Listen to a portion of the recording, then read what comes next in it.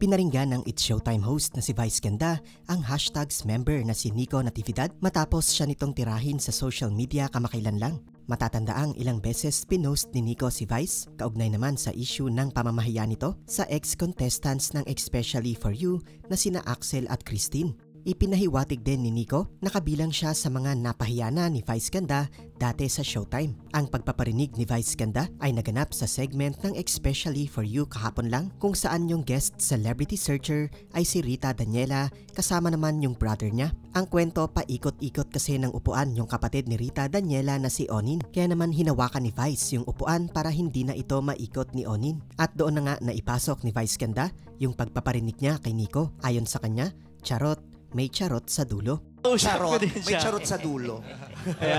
Makikita sa video na agad na nag-react si Jong Hilario at maging yung madlang people sa audience ay napahiyaw din dahil sa pasimpleng patama na ito ni Vice Ganda kay Nico. Obvious daw na para kay Nico ang pagpaparinig ni Vice Ganda na nag-post niya kamakailan na maglalagay lang daw ng charot sa dulo si Vice lulusot na agad. Ito din ang kauna-unahang pagkakataon na inacknowledge ni Vice yung bagong issue after niya maglabas ng statement kamakailan ng pagbawi ng kanyang public apology kay Axel sa ginawa niyang pagko-call out dito sa Especially For You. Pero kasalukuyang hindi pa rin nagbibigay ng pahayag si Vice ukol naman sa issue ng pag-iyak ni Christine sa isang video habang kausap ang management ng Showtime. Samantala may huli namang banat si hashtag Nico Natividad kay Vice Ganda at ayon sa kanya ay hindi daw siya nagsisisi sa mga sinabi niya ukol sa pamamahiya ni Vice kina Axel at Christine. Wala daw mali na ipinagtanggol niya ang mga ito. Ang pagbubura niya daw ng mga patama post niya kay Vice kamakailan ay hindi dahil sa nagsisisi na siya, kundi dahil management decision lang ang mga ito. Hindi din daw siya nakikisawsaw, kundi personal niya itong saloobin. Pero sa kabila ng lahat, tinawag niya pa ring pamilya at kaibigan si Vice na tinatapik lang daw niya dahil sa mga mali nitong nagawa. Narito ang kanyang full statement. For the last time na magsasalita ako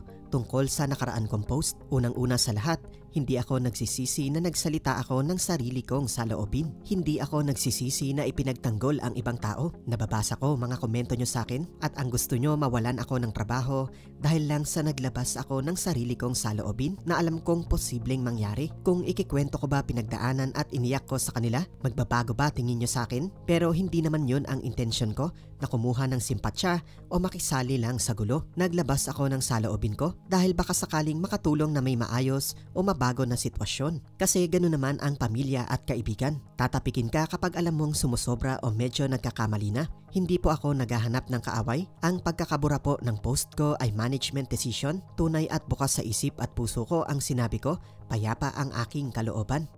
So ano po ang masasabi nyo sa issue na ito? Para sa iba pang showbiz updates, mag-subscribe at follow lamang po.